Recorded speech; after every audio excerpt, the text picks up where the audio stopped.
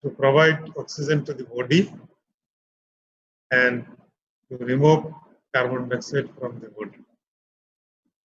But clinically, we usually deals with diseases.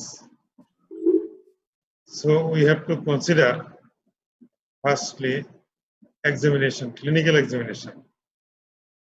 But there are some signs or symptoms beyond the respiratory system. Those are related to the respiratory system. এই জন্য আমাদের respiratory সিস্টেমের বাইরেও কিছু clinical examination করতে হয়। প্রথমে আমাদের পেশেন্টের কমপ্লেইনগুলি শুনতে হবে, এগুলিকে আমরা সিম্পটম বলি। রেসপিরেটরি সিস্টেমের কমপ্লেইনের মধ্যে আমাদের ফিউ কমপ্লেইন যেরকম সর্দি, running nose, cough with sputum production, without sputum production, sometimes there may be hemoptysis. Then breathlessness. Breathlessness may be severe. Then we call it critical condition, ARDS. And সবশেষে তোমার ফেলিওরের দিকে যায়, তখন ব্রেথলেসনেসের সাথে সাইনোসিস ডেভেলপ করে। তাহলে একটা পেশেন্ট যদি আসে আমাদের কাছে রেসপিরেটরি সিস্টেমের কোনো কমপ্লেন নেই, তাহলে সে কি কমপ্লেন করবে আমাদের কাছে? প্রথমে একটা কমপ্লেন করতে পারে যে জ্বর, তারপরে কমপ্লেন করতে পারে নাক দিয়ে পানি পড়ে, তারপরে কমপ্লেন করতে পারে গলা ব্যথা, তারপর কমপ্লেন করতে পারে কাশি। কাশি দুই রকমের হয় ইউজুয়ালি পেশেন্টের বাসায়, শুকনা কাশি অথবা কাশির সাথে কফ বের হয়। এরপরে আসলে তোমার চেস্ট পেইন এবং ব্রেথলেসনেস। চেস্ট পেইন রেসপিরেটরি সিস্টেমে খুব একটা হয় না, ভেরি ফিউ কেসেস হতে পারে যদি ফ্লোরা ইনভলভ থাকে, আদারওয়াইজ তেমন একটা তোমার চেস্ট পেইন হয় না। পালমোনারি এম্বলিজমও হতে পারে, এগুলির সংখ্যা অনেক কম। বেশিরভাগ ক্ষেত্রে তাদের কমপ্লেন থাকে ব্রেথলেসনেস, শ্বাসকষ্ট। ব্রেথলেসনেসটা আসলে অনেক রকম হয়, অল্প ব্রেথলেসনেস হতে পারে, মাইল্ড বলে আমরা, মডারেট হতে পারে, সিভিয়ার হতে পারে। সিভিয়ার যেটা, এটা আবার অন্যরকম, এটা অনেক সময় ক্রিটিক্যাল স্টেজে যায়, আমরা এটাকে ARDS বলি। সে সময় তার চিকিৎসার ব্যাপারে অনেক সিদ্ধান্ত নিতে হয়, তার অনেক সময় সাপোর্ট লাগে বেশি। এই কমপ্লেন গুলি যখন নিয়ে আসে, তখন আমরা পেশেন্টকে এক্সামিন করি। এক্সামিন কি করি? আমি আগেই বলছি যে রেসপিরেটরি সিস্টেমের বাহিরেও কিন্তু তোমার সাইন, সিমটম, সাইন থাকে। সেজন্য আমরা ইউজুয়ালি আমরা যখন রোগী এক্সামিন করি, তখন ইউজুয়ালি রোগীটাকে আমরা টেবিলের উপরে, এক্সামিনিং কোচের উপরে শোয়াই আমরা এক্সামিন করি। এক্সামিনের সময় আমরা ইউজুয়ালি প্রথমে আমরা হাত থেকে শুরু করি। অনেক সময় বিদেশে নিয়ম আছে ইন্ট্রোডিউস করে হ্যান্ডশেক করে, যেটা আমরা ইউজুয়ালি করি না, তবে আমরা অনেক সময় অনুমতি নেই। তার মানে হ্যান্ডশেক করার সময় হাত থেকে আসলে এক্সামিনেশনটা শুরু হয়ে যায়। তাহলে হাতে এক্সামিনেশন আমরা কি দেখি? হাতে রেসপিরেটরি সিস্টেমের সাইনগুলি কি থাকে? সবচেয়ে গ্রস যে ফাইন্ডিংসটা থাকে সেটা হলো ক্লাবিং। ক্লাবিং ছাড়া আর কি থাকে? যে এখানে তোমার অ্যানিমিয়া আমরা অনেক সময় দেখতে পারি। আর রেসপিরেটরি ফেলির দিকে যখন যাবে, তখন তোমার ট্রেমার থাকে, ফ্ল্যাপিং ট্রেমার বলে এটাকে, আর হলো তোমার সাইনোসিস থাকে। তাহলে এই কয়েকটা জিনিস আমরা দেখবো, যে তার হাতে ক্লাবিং আছে কিনা, তার সাইনোসিস আছে কিনা, তার ট্রেমার আছে কিনা, অ্যানিমিয়া আছে কিনা। ইউজুয়ালি আমরা অ্যানিমিয়াটা আগে দেখি, তারপরে ক্লাবিং দেখি, তারপরে ট্রিমার এবং সাইনোসিস দেখি। আর যদিও হার্ট রেসপিরেটরি সিস্টেমের সাথে পালস, ব্লাড প্রেশারের তেমন একটা সম্পর্ক নাই, তারপরে আমরা দেখি। কারণ অনেক কন্ডিশনে জ্বর হয়, সেখানে পালস বাড়তে পারে, টেকিকার্ডিয়া হয়। আবার অনেক সময় প্যারাডক্সিক্যাল ফাইন্ডিংস থাকে, আমরা ইন্সপিরেশনের সময় দেখা যায় ব্লাড প্রেশার ফল করে, সেজন্য আমরা রুটিন হিসাবে পালস এবং বিপিটাও হাতে দেখব। এরপরে আমরা চলে যাব মুখে। মুখে আমরা কিছু ফিচার দেখতে পারি। এর মধ্যে হলো প্রথমে চোখে যদি আমরা দেখি, এনিমিয়া দেখি আমরা, আর এজ এ হোল ফেসটা আমরা দেখি। ফেসটা অনেক সময় দুই রকম ফাইন্ডিং থাকতে পারে, যদি সিভিয়ার কিছু এখানেও সাইনোসিস থাকতে পারে, অথবা অনেক সময় দেখা যায় যে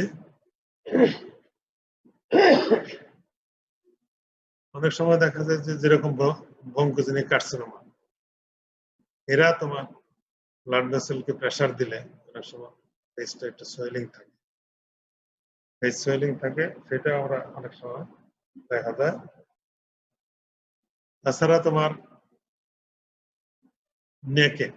নেকেও আমরা একটা ফাইন্ডিং পাই, সেটা হলো তোমার লিম্ফেডেনোপ্যাথি।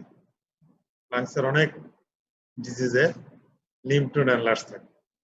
আবার মুখের ভিতরে যদি আমরা দেখি, তাহলে অনেক সময় সেন্ট্রাল সাইনোসিস থাকলে আমরা টাং এটা দেখতে পারি। তাছাড়া সাইনোসিসটা under surface of the tongue, এখানে তোমার ভালো বোঝা যায়। As a whole central cyanosis পুরো টাংটাই তোমার ব্লিশ হয়ে যেতে পারে, it depends on the severity.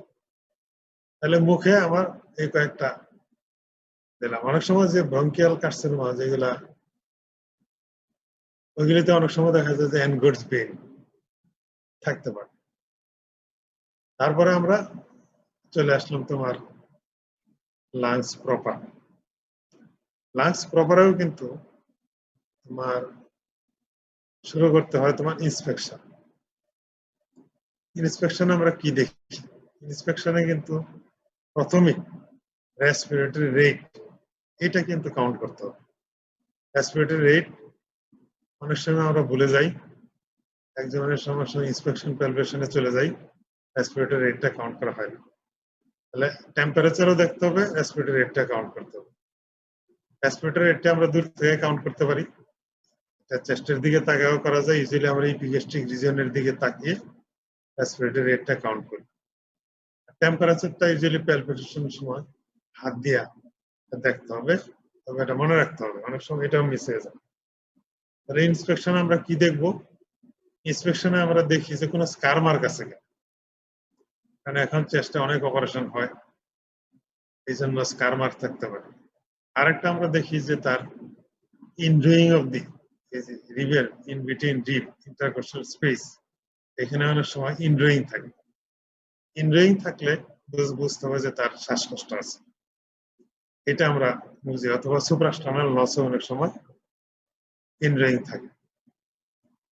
আরেকটা থাকতে পারে তোমার বয়স্ক রোগীদের অনেক সময় তোমার পেইন থাকতে পারে,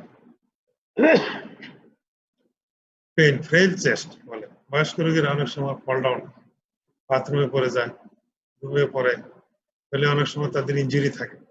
ইনজুরি থাকলে অনেক সময় চেস্ট পেইন হয়, ফুল ইন্সপিরেশন তারা নিতে পারে। ইন্সপেকশনের পরে আর ইন্সপেকশনে আরেকটা জিনিস কিন্তু ভাইটাল ইম্পর্টেন্স, একটা হলো তোমার ট্রাকিয়াল পজিশনটা দেখতে হবে। এটা ইজিলি প্যালপেশনে দেখা হয়, কিন্তু আমরা নেকের দিকে আমাদের খেয়াল রাখতে হবে। আর হলো তোমার অ্যাপেক্স বিট। অ্যাপেক্স বিটটা পালপেশনে দেখা হয়, কিন্তু ইন্সপেকশনও দেখতে হবে যে এটা দেখা যায় কিনা। অনেক সময় যারা লিন এন্ড থিন, তাদের বেলায় কিন্তু ইন্সপেকশনে অ্যাপেক্স বিটটা দেখা যায়। আর যারা থিক, একটু ফ্যাটি, তাদের বেলায় অনেক সময় দেখা যায় না। কিংবা যাদের মনে করো যে ডিজিজ আছে, মনে করো প্লুরাল ভিশন নাও দেখা যেতে পারে, আবার অনেকটা অ্যাপেক্স বিটটা হয়তো রিবের নিচে, সেই ক্ষেত্রে নাও দেখা যেতে পারে। তারপরে আমাদের এটা খেয়াল করতে হবে ইন্সপেকশনে যে তোমার অ্যাপেক্স বিটটা দেখা যায় কিনা। তারপরে আমরা প্যালপেশনে আসবো। প্যালপেশনে আমরা আসলে রেসপেক্টাস এক্সকেভেটাম বলে, এটাও কিন্তু অনেক সময় দেখা যায়। আবার ছোট সময় যাদের রিকেটস থাকে, তাদের চেস্টের শেপটাও একটু অন্যরকম থাকে। তাহলে এই শেপগুলিও ইন্সপেকশনে অনেক সময় চোখে পড়বে।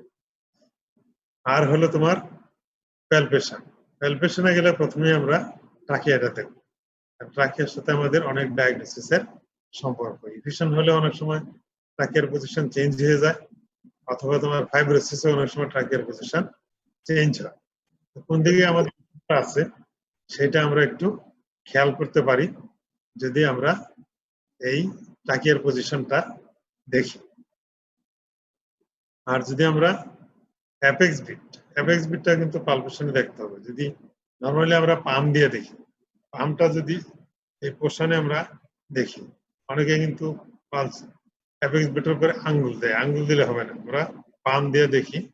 দেখার পরে পামে কোথাও যদি ফিল করি, দেন আমরা ফিঙ্গার দিয়ে এটা লোকেট করি।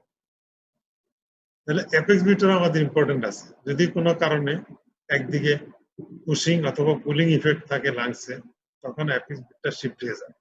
তাহলে এই দুইটা ইম্পর্টেন্ট, একটা হলো তোমার ট্রাকিয়া, একটা হলো অ্যাপেক্স বিট, আর একটা জাস্ট মুভমেন্ট। মুভমেন্টটা আমাদের খুব দরকার। মুভমেন্টটা হলো একটা এক্সপান্সিবিলিটি, আর একটা হলো তোমার অ্যাসিমেট্রি। অনেক সময় একদিকে কম একদিকে বেশি মুভমেন্ট হতে পারে, অথবা তোমার টোটাল এক্সপান্সিবিলিটিটা কম থাকতে পারে। এটা আমরা ইজিলি হাত দিয়ে দেখি। হাত দিয়ে দুই দিক দিয়ে একটু চাপ দিয়ে আমরা গোড়া আঙ্গুলটা যদি একটা আরেকটার কাছাকাছি রাখি, শ্বাস নেওয়ার সময় এটা ফাঁক হয়ে যাবে। কতটুকু ফাঁক হয় সেটা দিয়ে আমরা অনেক সময় এটা মেজার করতে পারি। আইডিয়ালি করতে হবে টেপ দিয়ে। টেপটা পুরো চেস্টের উপরে তোমার উইন্ডিং করার পরে পেশেন্ট শ্বাস নেবে, তখন এই গ্যাপটা অ্যাকচুয়ালি বোঝা যায়। আমরা এটা একদমই ক্লিনিক্যালি হাত দিয়েই করি, তবে অ্যাকুরেটলি করতে গেলে এটা টেপ দিয়ে করতে হবে। তারপরে আমরা আসি যে পারকাশন। পারকাশনে আমরা কি দেখি? পারকাশনে আমরা আসলে রেজোনেন্স দেখি। তো প্যালপেশনে আরেকটা জিনিস বাদ গেছে। প্যালপেশনে অনেক সময় আমরা ফ্রেমিটাস দেখি। পেশেন্টকে বলি যে আপনি বলেন 3-3 অথবা 99, এগুলি বলে আমরা এটা ফিল করি। অনেক সময় ভোকাল ফ্রেমিটাস অ্যাবসেন্ট থাকতে পারে, ইভিশনে থাকে, আবার এটা এনহান্সও করতে পারে। ইজিলি আমার কনসলিডেশনে এনহান্স করতে পারে। তারপরে আসো পারকাশন। পারকাশনটা আমরা ইজিলি 3 লাইনে করি। একটা হলো mid clavicular line, mid axillary line এবং স্ক্যাপুলার লাইন। এছাড়াও আছে। তাহলে আমরা প্রথমে যেহেতু লাইং অবস্থা করি, তাহলে মিড ক্লেভিকুলার লাইনটা আমরা করি। অনেকে আবার ক্লেভিকুলের উপরেও একটা দুটা পারকাস করে, কারণ ওখানে অ্যাপেক্স থাকে। ক্লেভিকুলের উপরে আর আঙ্গুল দেওয়ার দরকার নাই, ডাইরেক্টলি পারকাস করা যায়। এরপর থেকে আমরা প্রত্যেকটা স্পেসে পারকাস করব। তবে একটা জিনিস খেয়াল রাখতে হবে, অনেকে একদিকে পারকাস করে শেষ করে আরেকদিকে শুরু করে। এটা কিন্তু করা যাবে না। যেহেতু আমরা কম্পারিজন করি আমাদের দুইটা লাংস, কোন লাংটা অসুস্থ, কোনটার কি অবস্থা, সেই জন্য এটা পাশাপাশি করতে হবে। আমি ডান দিকে যদি আমি বাম দিকে যদি আমি 1 নাম্বার স্পেস দেখি, সাথে সাথে বাম দিকে দেখতে হবে। তাহলে ডাইন বাম এরকম করে নিচে যেতে হবে পারকাস করে করে। তো ইজিলি 3rd 4th স্পেস পর্যন্ত ডাইরেক্টলি পাস করা যায়। কিন্তু 5th স্পেসে আসলে ডান দিকে এই লিভার শুরু হয়ে যায়, তখন আবার ডালনেস আসবে। এই dullness not reflect the condition of the lungs. আবার বাম দিকে যদি আমরা দেয় 4-এর পরে হার্ট চলে আসবে। সেই জন্য বাম দিকে 3 স্পেস যাওয়ার পরে একটু একটু ল্যাটারালি শিফট হইতে হয়, যাতে আমরা পারকাসটা লাংসে করি, নট ওভার দি হার্ট। হার্টে করলে তোমরা ডাল আসবে। এই জন্য সামনে যে আমরা পারকাস করি, এটার মধ্যে একটু প্রিকশন নিতে হবে। ডাইরেক্ট যদি তুমি পারকাস করে করে নামতে থাকো, তখন এক্সামিনার বুঝবে যে তুমি হার্টে যে লিভারে যে ডালনেস আছে এটা তোমার খেয়াল নাই, অথবা তুমি এটা জানো না। সিমিলারলি লেফট সাইডে যখন পারকাস করে একদম নিচে চলে আসবে, তখনও এক্সামিনারের একই ধারণা হবে যে হার্টের উপর পারকাস করলে যে ডাল হয়, এটা হয় তুমি জানো না, অথবা তুমি ভুলে গেছো। সেজন্য সামনে পারকাস করার সময় এই দুটো জিনিস খেয়াল রাখতে হবে।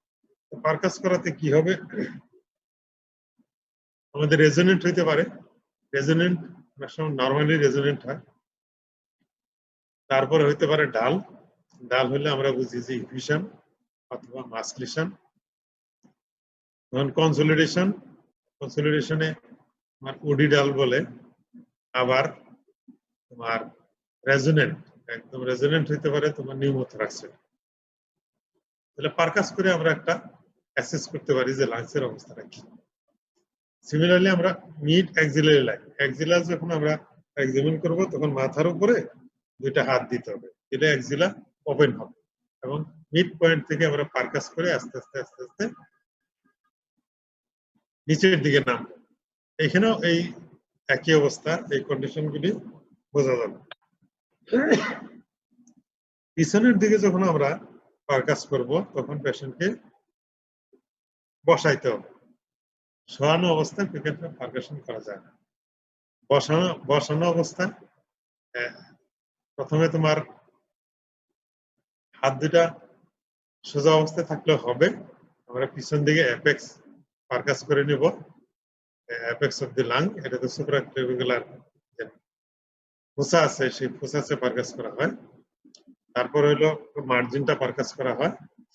এরপর তুমি দুটো মাথার উপরে তুলে দেবে। মাথার উপর তুলে দিলে তখন দেখা যায় যে স্কেপুলা দুইটা একটু ল্যাটারালি সরে গেছে এবং মাঝখানে স্পেস আসে।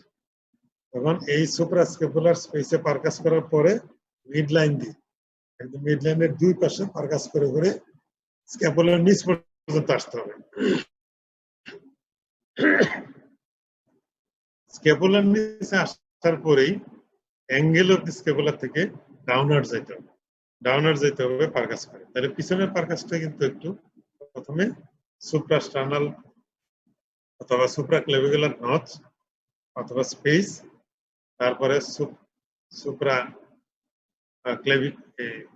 স্কেপুলার উপরের অংশটা সুপ্রাস্কেপুলার স্পেস, তারপরে মিড স্কেপুলার, দুই স্কেপুলার মাঝখানের অংশ, তারপরে স্কেপুলার নিচে।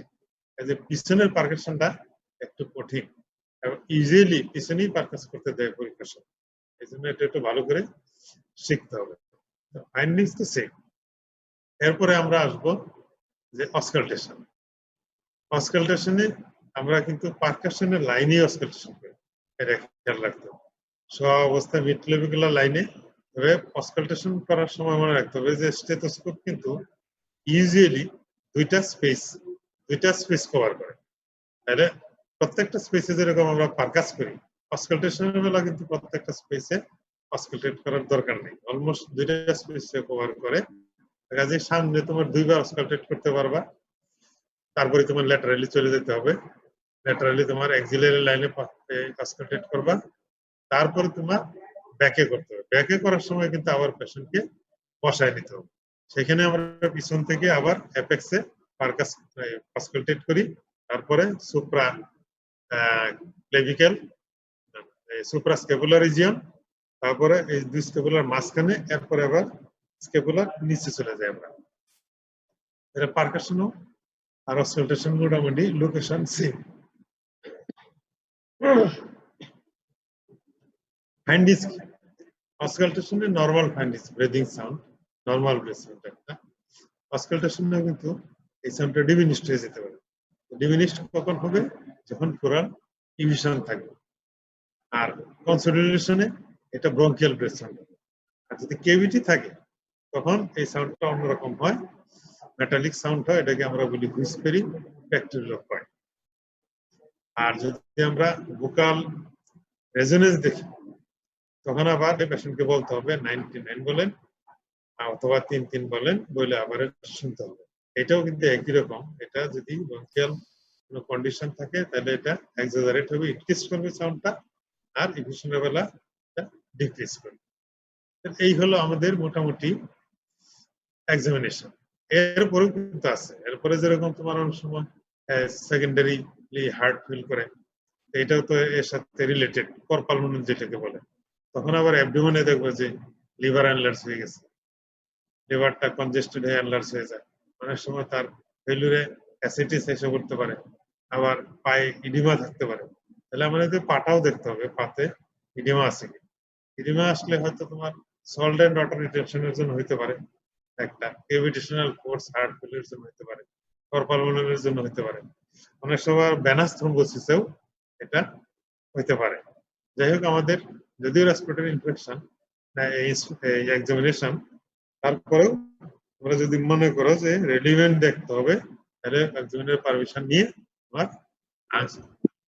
লেগ এক্সামিন করতে হবে। লেগে অন্তত ইডেমা দেখতে হবে। অন্য ফান্ডিং গুলো কিন্তু লেগে থাকবে, এরকম মনে করো ক্লাবিং, এরকম মনে করো সাইনোসিস, সিভিয়ার কন্ডিশনে, ওগুলো কিন্তু থাকে। তাহলে আমরা অন্তত লেগ ইডেমাটা দেখবো এটা আছে কিনা। এইটা হলো তোমার ক্লিনিক্যাল এক্সামিনেশন। এখন দেখো যে সিমটম গুলি অ্যানালাইসিস করলে কি আসে। সিমটম গুলিতে আমরা মনে করি যে ফিভার, যদি ফিভার থাকে তাহলে আমরা মনে করি যে এটা একটা ইনফেক্টিভ কন্ডিশন। তাহলে ইনফেক্টিভ কন্ডিশন লাগছে কি কি হতে পারে, তখন আমরা এইদিকে চিন্তা করি। প্রত্যেকটা সিমটম থেকে আমাদের একটা স্ক্রিনিং করতে হবে। স্ক্রিনিং করে দেখতে হবে যে তার ডিজিজটা কোন দিকে যায়। এই জন্য পেশেন্টের সাথে যখন আমরা কথা বলি, পেশেন্টের সাথে যখন আমাদের দেখা হয়, তখন থেকেই কিন্তু আমরা শুরু করে দিই যে আমাদের স্ক্রিনিংটা, যে আমাদের রুট ডায়াগনোসিস করতে হবে। এই রুট ডায়াগনোসিসটা আমাদের তখন থেকেই শুরু হয়ে যায়। তাহলে যদি পেশেন্ট একটা বলে যে আমার জ্বর, তাহলে আমরা ইনফেক্টিভ কন্ডিশন বলি। লাংস ইনফেক্টিভ কন্ডিশন কি আছে? একটা হলো তোমার আপার রেসপিরেটরি ট্র্যাক্ট ইনফেকশন, এটা তো জ্বর আসতে পারে। লোয়ার রেসপিরেটরি ট্র্যাক্ট ইনফেকশন, জ্বর আসতে পারে। টিউবারকুলোসিস, জ্বর আসতে পারে। নিউমোনিয়া, জ্বর আসতে পারে। অ্যাবসেস, জ্বর আসতে পারে। ব্রঙ্কাইটিস, জ্বর আসতে পারে। ইভেন দেখা যায় ব্রঙ্কিয়াল কার্সিনোমা, সেখানেও যদি নেক্রোসিস হয় তাহলে জ্বর আসতে পারে। তাহলে দেখা যায় অনেক কন্ডিশনে আমাদের জ্বর আসে। তাহলে পেশেন্টের যদি জ্বর থাকে তাহলে আমরা এই দিকে নজর দিব বেশি। তারপরে মনে করলো যে কাপ, কাপটা কিরকম, কাপটা আমরা জিজ্ঞাসা করি যে আপনার কাশিটা কিরকম। অনেক সময় রোগীরা এমনি বলে যে আমার কাশি শুকনা কাশি। আবার অনেক সময় বলে যে স্পুটাম, মানে কফ বের হয়। অনেক সময় বলে কফটা গন্ধ, দুর্গন্ধ, কফ কম বের হয়, বেশি বের হয়, কালার হলুদ, সাদা, এগুলো কিন্তু রোগীরা বলতে পারে। তাহলে আমরা যদি প্রথমে দিকে ড্রাই কাপ যদি হয়, তাহলে আমরা দুইটা কন্ডিশনের দিকে বেশি খেয়াল রাখি। একটা হলো অ্যাজমা, আর একটা হলো সিওপিডি। অনেক সময় ইন্টারস্টিশিয়াল লাং ডিজিজ আছে একটা, সেখানেও কিন্তু তোমার কাশি হয়, এটাও ড্রাই কাশি। তাহলে তোমার আমরা কমনলি সবসময় আমরা যেহেতু এমবিবিএস পরীক্ষা আমরা কমন জিনিস বেশি প্রিফার করি, সেজন্য কমন জিনিসগুলি আমাদের আগে খেয়াল করতে হবে এবং কমন জিনিসগুলি উপরেই জোর দিতে হবে বেশি। তাহলে শুকনা কাশি হইলে আমরা মনে করবো যে আইদার একটা ব্রঙ্কিয়াল অ্যাজমা অথবা সিওপিডি। তারপরে কি হয়, অনেক সময় স্পুটাম। তাহলে আগে আমরা স্পুটামটাই জিজ্ঞাসা করবো যে স্পুটামটা কি, কালার কি। অনেক সময় বলে হোয়াইটিশ, অনেক সময় বলে হলদি। যদি আমাদের রুগীরা বলতে পারে না, বলে ওই স্যাপ স্যাপ, থুতু থুতু, এরকম বলে। যে রুগীর ল্যাঙ্গুয়েজও আমাদের কিছু শিখতে হবে। রুগীর সাথে কথা বললে তাদের কথা, তাদের ভাষা আস্তে আস্তে আস্তে আস্তে এগুলি বোঝা যাবে। আর কি হতে পারে, কপটা হলুদ, হলুদ যদি হয় তাহলে আমরা বুঝি যে এটা ইনফেক্টেড, অলরেডি ইনফেক্টেড কন্ডিশন থেকে এই স্পুটামটা বের হয়ে যাচ্ছে। আর হতে পারে পুরুলেন্ট। পুরুলেন্ট কোনটা? পুরুলেন্ট হলো এই ইয়েলিশ হতে পারে, কিন্তু এর সাথে তোমার দুর্গন্ধ থাকবে, ফাউল স্মেল থাকবে। ফাউল স্মেল থাকলে আমরা ইউজুয়ালি এটাকে পুরুলেন্ট বলি। তাহলে পুরুলেন্ট হইলে কফ পেশেন্ট নিজেও কমপ্লেন করে এবং পেশেন্টের আশপাশে যারা আছে তার ফ্যামিলি মেম্বার্স, পেশেন্টের ওয়াইফ অথবা মেয়ের হলো পেশেন্টের হাজবেন্ড অথবা ছেলে মেয়ে অথবা পরিবারের অন্য কোনো সদস্য, ওরাই কিন্তু খেয়াল করে যে তার কাশিটা, কফটা যেটা ফেলছে তখন আশপাশে দুর্গন্ধ হয়ে যায়। তাহলে এই ফাউল স্পেলিং স্পুটাম। আরেকটা হয় যে স্পুটামের সাথে ব্লাড যায়, ব্লাডটা মিক্সড হতে পারে। অনেক সময় রোগীরা বলে যে কফের সাথে তার রক্তটা মিশালা আছে। আবার অনেক সময় সামনেই বসে লাস্ট তো রাজীব বলবো যে 9:30, আমার তো ইয়া বলছিল 10টা। তো ওই জন্য আমি মনে করছিলাম যে 10টায় আসি। পরে কালকে রাজীব বলে যে না 9:30 থেকে। তারপরে আমি ফোন করতে চাইছিলাম রুবায়তরে, মনে নেই। এই জন্য আমি 9:30 এসে 9:30 শুরু করেছি। 10টা থেকে আমরা বলছিল, কিন্তু রাজীব কালকে বলাতে আমিও 9:30 নিচ্ছি, ছাত্ররা 9:30 আসবে, আপনি 9:30 শুরু করবেন। এই যে চালাই দিচ্ছে। আমি তো অত চালাতে পারি। ঠিক আছে, বস। এবার আমি ওই ইয়াটা তোমার ক্লিনিক্যাল ফাইন্ডিংস এন্ড সিম্পটম আর এখন হলো তোমার ইন্টারপ্রিটেশন কমপ্লেন গুলি করতেছে। স্পুটামটা যখন হয়, ফাউল স্পেলিং যেটা হবে এটা হলো তোমার পুরুলেন্ট। এটা ব্লাড স্টেন্ট। ব্লাড স্টেন্ট হলো যে মানে শুরু করে এই বলবে যে কফের সাথে মিশালা আছে অথবা ফ্র্যাঙ্ক একদম ব্লাড। দুই রকমই হতে পারে। ম্যাক্সিমাম সময় কফের সাথে ব্লাডটা মিক্স থাকে এবং ব্লাড যখন যায় তখন কিন্তু রোগীরা খুবই তোমার ভয় পায়, ভীত হয়ে যায় এবং তাড়াতাড়ি তারা ডাক্তারের কাছে আসে। আর অন্যান্য বেলায় অনেক সময় দেরি করে আসে, যখন দেখা যায় যে না আর কোনো উপায় নাই, ভালো হচ্ছে না। শুরুতেই কিন্তু রোগীরা আসেন। শুরুতে রোগীরা আসলে তাদের কিন্তু সুবিধা, অল্প ওষুধে অল্প পরীক্ষাতে তাদের চিকিৎসা হয়ে যায়। কিন্তু সবসময় এটা হয় না, এমন সময় আসে কমপ্লিকেশন। তখন রোগ নির্ণয়, পরীক্ষা নিরীক্ষাও বেশি লাগে, চিকিৎসা ওষুধপত্র বেশি লাগে, আলটিমেটলি খরচও তাদের বেশি পড়ে যায়। তাহলে হিমোপ্টাইসিস যেটা রক্ত নিয়ে আসে, বেশি ব্লাড নিয়েও আসতে পারে অথবা কফের সাথে একটু মিক্সড ব্লাড আসতে পারে। তো এটা আমরা এরপরে কি আসে, এরপরে হলো ব্রেথলেসনেস। অনেক রোগী বসে স্যার আমার অল্প অল্প শ্বাসকষ্ট, মাঝে মাঝে শ্বাসকষ্ট, সবসময় শ্বাসকষ্ট, তীব্র শ্বাসকষ্ট, এরকম নানান ধরনের কমপ্লেন। অনেক সময় বলে যে আমার মাঝে মাঝে শ্বাসকষ্ট হয়, মাঝে মাঝে ভালো থাকে, এইগুলি ইজিলি অ্যাজমা। আবার অনেক সময় বলে যে অল্প অল্প শ্বাসকষ্ট সারাদিন জগতই আছে, এগুলিও আছে। মানে আগে তার কম কম ছিল, এখন যেরকম শীতের সিজনে সবসময় থাকে। আর একটা হলো তোমার সিভিয়ার। সিভিয়ারের মধ্যে দুই রকম, অ্যাজমা, সিভিয়ার অ্যাকিউট অ্যাজমা, এটাও শ্বাসকষ্ট বেশি। আবার সিওপিডিতেও হয়। সিওপিডিতে অনেক সময় পার্টস মুখ দিয়ে তোমার দেখবে যে ঠুট পড়তেছে বেশি এবং তার পজিশনগত ভাবে সে কষ্টে আছে, অনেক সময় উপর হয়ে থাকে। এরকম থাকলে আমরা বুঝি যে এটা সিওপিডি। তবে দুইটাই শ্বাসকষ্ট বেশি, একটা হলো সিওপিডি আর একটা হলো তোমার সিভিয়ার অ্যাকিউট অ্যাজমা। এটা আমরা ব্যাকগ্রাউন্ডে হিস্ট্রি নিলে আমরা বুঝতে পারি। দুজনেরই অতীত হিস্ট্রি থাকতে পারে, দীর্ঘদিন যাবৎ অ্যাজমাতে ভুগছে, আরো সিভিয়ার শ্বাসকষ্ট হতে পারে। আবার দীর্ঘদিন যাবৎ, তবে সিওপিডি হলে বুঝতে হবে তার পারসিস্টেন্ট তোমার শ্বাসকষ্টটা থাকবে। সিওপিডির শ্বাসকষ্ট একবার শুরু হলে এইটা আর মানে শেষ পর্যন্ত তার থাকে, এটা কমে না। ওষুধ টষুধ খেলে সে হয়তো একটু ভালো থাকে, কিন্তু উইদাউট ওষুধ একবার শুরু হলে এটা দিন দিন বাড়তেই থাকে। মানে এই দুটো উইল পারসিস্ট অলওয়েজ। এইভাবে আমরা সেপারেট করতে পারি। তাহলে যদি মাঝে মাঝে সুস্থ থাকে, মাঝে মাঝে ভালো থাকে, ব্রঙ্কিয়াল অ্যাজমা।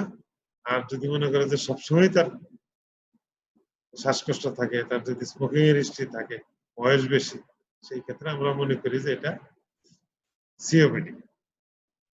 আরেকটা হলো যে ব্রেথলেসনেস অন এক্সারশন, এমনি ভালো আছে কিন্তু একটু হাঁটলেই তার শ্বাসকষ্ট, তার মানে তার রিজার্ভ কমে গেছে। এটা যদি রেসপিরেটরি ফেলিয়ার দিকে যায় সেটাও হইতে পারে মাইল্ড অবস্থা, অথবা ইন্টারস্টিশিয়াল লাং ডিজিজ আছে একটা, আর শুয়ে থাকলে রেস্টে থাকলে ভালো থাকে, হাঁটাহাঁটি করলেই শ্বাসকষ্ট শুরু হয়ে যায়। অথবা রেসপিরেটরি ফেলিয়ার দিকে যদি পেশেন্ট যায় তখনও কিন্তু তার অন এক্সারশন শ্বাসকষ্ট বেড়ে যাবে। তাহলে দেখো তোমার সিমটম, আরেকটা সিমটম আছে চেস্ট পেইন। চেস্ট পেইন যদি হয় তাহলে আমরা দুই রকম চিন্তা করি, একটা হলো severe chest pain. Severe chest পেইনটা হলো যে অন্য কোনো কারণে সে শ্বাসকষ্ট ভুগছে, হঠাৎ করে তার শ্বাসকষ্ট বেড়ে গেছে, এটা হলো থ্রম্বোএম্বোলিক ফেনোমেনা। অন্য জায়গা থেকে এসে তার বুকের মধ্যে জাম হয়ে গেছে। এটা অনেক সময় এমআই এর সাথে এটার কনফিউশন হয়। ক্লিনিক্যালি আমরা সেপারেট করতে পারি, অথবা ইসিজি করলেও আমরা এটাকে সেপারেট করতে পারি। আরেকটা চেস্ট পেইন আছে, মনে করো যে জ্বর আছে, তার একদিকে ব্যথা শুরু হয়ে গেছে, সিভিয়ার পেইন, এটা হলো তোমার প্লুরাইটিস, এটাও কিন্তু হয়। আরেকটা হইতে পারে যে তোমার এমনি ভালো আছে রোগী, কিছু পরিশ্রম করলে ব্রেথলেস হয়, এটাও কিন্তু ক্রনিক পালমোনারি এম্বোলিজম, এটাও হয়। মহিলাদের হয় বেশি, মহিলাদের হয় যে আমি আগে সব কাজ করতে পারতাম, এখন বিছনা গুছাইতে গেলে আমার শ্বাসকষ্ট হয়, ঘর ঝাড়ু দিতে গেলে শ্বাসকষ্ট হয়, সব দিতে গেলে শ্বাসকষ্ট। আবার যদি আমি কাজ বন্ধ করে বসে থাকি তখন ভালো। এগুলো হলো তোমার বেশিরভাগ ক্ষেত্রে পালমোনারি হাইপারটেনশন। তাহলে এইগুলি হলো তোমার সিমটম অথবা সাইন অ্যানালাইসিস। এখন আসলে দেখি যে আমরা ইনভেস্টিগেশন আমরা কি করি? চেস্ট, বিশেষ করে রেসপিরেটরি সিস্টেম। রেসপিরেটরি সিস্টেমের প্রথম ইনভেস্টিগেশন কিন্তু সিবিসি। সিবিসিতে আমরা কি দেখি? সিবিসিতে আমরা দেখি যে ইনফেকশন হলে তার ডব্লিউবিসি কাউন্টটা বেড়ে যাবে, এটাকে আমরা লিউকোসাইটোসিস বলি।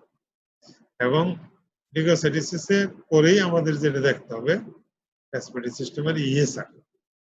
আমরা ওই সিবিসি গুলো একসাথে এগুলি দিয়ে দেয়, অনেক সময় অনেক ল্যাবরেটরি আলাদা দেয়। এখন ইদানিং অনেক ল্যাবরেটরি সিবিসির সাথে ইএসআর দেয় না, আলাদা করে। যাই হোক, আমরা সিবিসি বলতে তোমার CBC with peripheral blood film, এটাই আমরা আগে দিতাম, এখন এটা আলাদা হয়ে গেছে। তাহলে প্রথমে আমরা টোটাল কাউন্টটা দেখব, তারপরে আমরা ইএসআরটা দেখব। ইএসআর লাংসের অনেক কন্ডিশন, যেরকম টিউবারকুলোসিস, ব্রঙ্কাইটিস, ব্রঙ্কোজেনিক কার্সিনোমা, তারপরে এই সমস্ত কন্ডিশনে ইএসআর বাড়তে পারে, কাজে আমাদের ইএসআরটা দেখতে হবে। এরপর দেখতে হবে আমাদের ডিফারেন্সিয়াল কাউন্ট।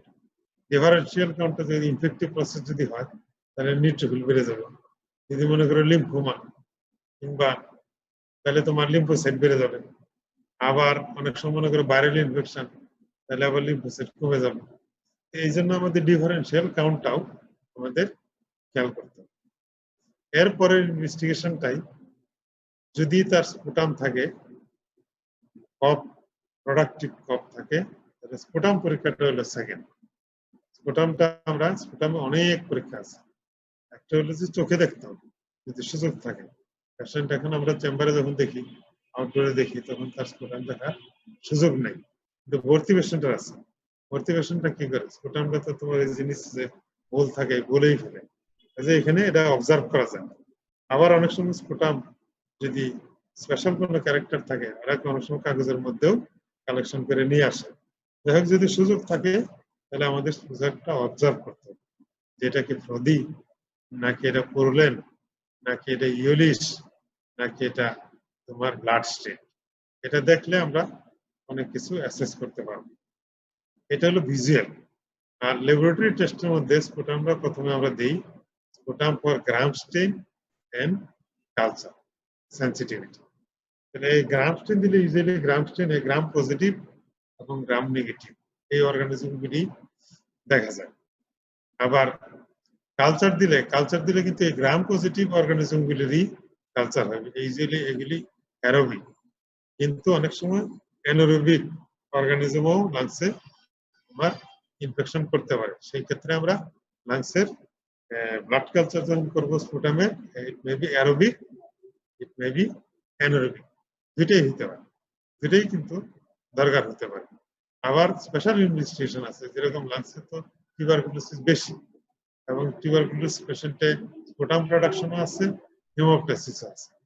ওদের আবার স্পেশাল, ইফ ইউ সাসপেক্ট যে পেশেন্টটা টিউবারকুলোসিস হতে পারে, সেই ক্ষেত্রে কিন্তু তোমার উল্লেখ করে দিতে হবে স্পুটাম ফর এএফবি অথবা স্পুটাম কালচার ফর এএফবি, এটা বলে দিতে হবে। তা না হলে কিন্তু এই নর্মাল গ্রাম স্টেন এবং নর্মাল কালচার করে দিয়ে দেবে, তাতে কিন্তু তোমার এক্সপেক্টেড রেজাল্ট আসবে না। তাহলে তোমার sputum for gram stain and CS যদি লেখো তাহলে এটা করে দিবে।